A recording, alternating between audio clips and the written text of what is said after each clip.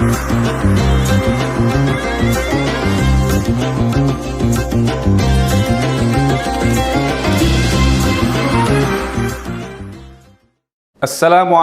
warahmatullahi wabarakatuh. Innal hamdalillah nahmaduhu wa nasta'inuhu wa nastahdihi wa natubu ilaih wa na'udzu billahi min syururi anfusina min sayyiati a'malina. Allahumma shalli wa sallim wa barik ala sayyidina Muhammad wa ala alihi wa ashabihi wa man tabi'ahum bi ihsanin ila yaumiddin. Pemirsa PKS Televisi yang sama-sama dimuliakan Allah, kita bersyukur kepada Allah Subhanahu wa Ta'ala dengan mengucapkan Alhamdulillahi Rabbil Alamin. Kita berselawat kepada Nabi Muhammad Sallallahu Alaihi Wasallam dengan mengucapkan Allahumma salli ala Sayyidina Muhammad wa ala ali Sayyidina Muhammad. Pada saat ini, kaum muslimin dimanapun mereka berada sedang menjalani ibadah puasa di bulan Ramadan. Dan di saat yang sama, kita juga sedang mendapatkan musibah ataupun ujian daripada Allah Subhanahu wa Ta'ala di tengah kita berpuasa, yaitu wabah COVID-19. Tetapi ada lagi musibah yang besar yang tidak disadari oleh kita umat Islam, yaitu tatkala kita sudah tidak lagi peduli akan halal atau haramnya makanan yang kita makan. Jamaah yang sama-sama dirahmati Allah Subhanahu wa Ta'ala, ada 4 dampak yang akan kita rasakan manakala kita sudah tidak lagi peduli akan makanan yang halal ataupun yang haram. Makanan yang haram akan membawa pengaruh bagi kehidupan kita, baik di dunia maupun di akhirat.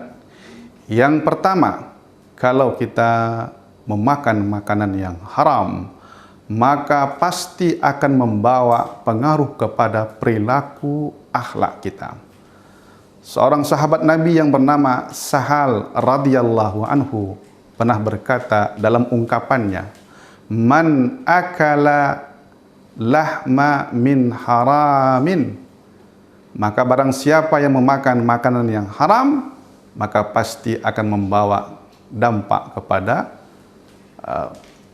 kelakuannya ataupun akhlaknya, baik dia kehendaki ataupun yang tidak dia kehendaki. Maka tentu ini akan membawa kepada keseharian kita. Ternyata makanan yang haram membuat ataupun mengajak kita kepada kemaksiatan. Pantaslah selama ini kita merasakan kenapa sulit kita beribadah, kenapa sulit kita beramal soleh, kenapa sulit bagi kita untuk berbuat baik.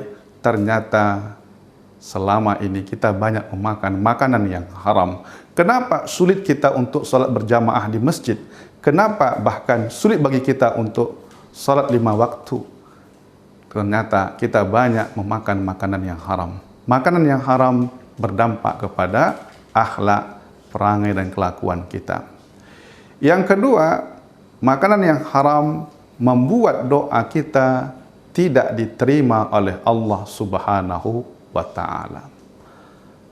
Jamaah yang sama-sama dirahmati Allah Subhanahu wa Ta'ala, ternyata ibadah kita, doa kita, amal ibadah kita erat kaitannya dengan makanan yang kita makan. Rasulullah SAW pernah bersabda dalam sebuah hadisnya, "Atib mat'amaka takun mustajabatad da'wah." Perbaikilah makananmu, perhatikanlah baik atau tidaknya makananmu, halal atau tidak makananmu, maka doamu akan diijabah oleh Allah Subhanahu wa Ta'ala.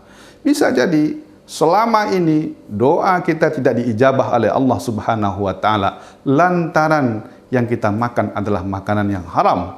Bahkan tidak lagi sekedar diijabah, didengar pun tidak oleh Allah Subhanahu wa Ta'ala. Bisa jadi karena makanan yang kita makan adalah makanan yang haram. Jamaah yang sama-sama dirahmati Allah Subhanahu wa Ta'ala, yang ketiga, bahaya dari memakan makanan yang haram adalah sulit bagi kita untuk belajar ilmu agama, terutama dan ilmu-ilmu yang lainnya. Ternyata ketika kita memakan makanan yang haram, maka sulit bagi kita untuk mendapatkan ilmu yang merupakan cahaya dari Allah Subhanahu wa taala. Imam Syafi'i pernah berkeluh kesah kepada gurunya, ya, karena pada hari itu sulit bagi dia untuk mengkaji, untuk memahami apa yang disampaikan oleh gurunya. Maka dia berkata, syakautu ila waki'in su'al hibzi fa arsyadani ila tarkil ma'asi bi annal ilma nurun wa nurullahi la yuhda ila asin. Aku mengadu kepada guruku tentang buruknya hafalanku. Maka guruku menyuruhku untuk meninggalkan perbuatan maksiat, karena perbuatan maksiat ya sulit untuk menerima cahaya Allah Subhanahu wa taala berupa ilmu. Maka ini dampak yang ketiga yang membuat kita, atau bahaya daripada memakan makanan yang haram, sehingga sulit bagi kita untuk mendapatkan ilmu pengetahuan agama yang merupakan cahaya dari Allah Subhanahu wa taala. Atau bisa juga sulit bagi kita untuk hadir di majlis-majlis ilmu. Kalau tadi misalkan kita sudah hadir, tetapi sulit bagi kita untuk mendapatkan ilmu, atau bisa jadi jangankan hadir, jangankan kita untuk mendapatkan ilmu, datang pun tidak. Ini bisa jadi karena ya kita memakan makanan yang haram.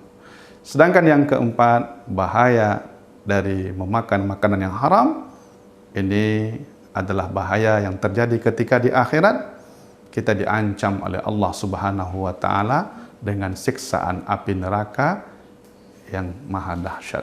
Innal ladzina ya'kuluna amwalal yatama zulma innama ya'kuluna fi butunihim nara wa sayaslawna sa'ira. Sesungguhnya apabila mereka memakan harta anak yatim dengan keadaan zalim dan sengaja, maka mereka dicampakkan ke dalam api neraka yang maha dahsyat, api neraka tersebut. Jamaah yang sama-sama dirahmati Allah Subhanahu wa taala. Maka ini adalah 4 hal yang merupakan bahaya dari memakan harta ataupun makanan-makanan yang diharamkan oleh Allah Subhanahu wa taala. Terakhir, sebuah kisah pendek dari Sayyidina Abu Bakar As-Siddiq radhiyallahu anhu. Beliau pernah dibawa makanan oleh seorang pelayannya ataupun budaknya. Lalu ketika Abu Bakar memakan makanan tersebut, bertanyalah budaknya ini kepada Abu Bakar As-Siddiq, tahukah engkau dari mana makanan yang aku bawa ini?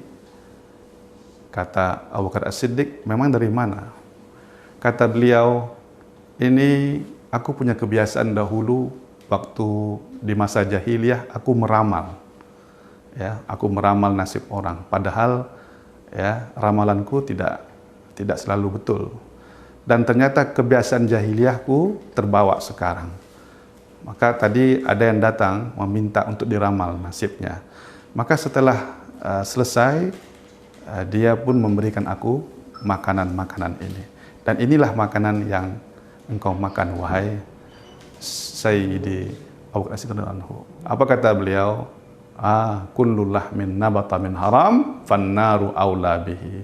Dia muntahkan semua makanan tadi, lalu dia menyebutkan hadis Nabi Muhammad SAW, setiap makanan yang tumbuh atau setiap daging yang tumbuh dari makanan yang haram, maka api neraka jauh lebih berhak baginya. Maka jamaah yang sama-sama dirahmati Allah Subhanahu wa taala, semoga Allah Subhanahu wa taala senantiasa memberikan kepada kita rezeki yang halal dan menjauhkan kita dari rezeki yang diharamkan oleh Allah Subhanahu wa taala, sehingga kita dijauhkan dari 4 hal yang membahayakan kehidupan kita baik dunia maupun akhirat. Demikian dari kami, yang benar dari Allah Subhanahu wa taala, yang salah dari diri kami pribadi, kami minta maaf. Assalamualaikum warahmatullahi wabarakatuh.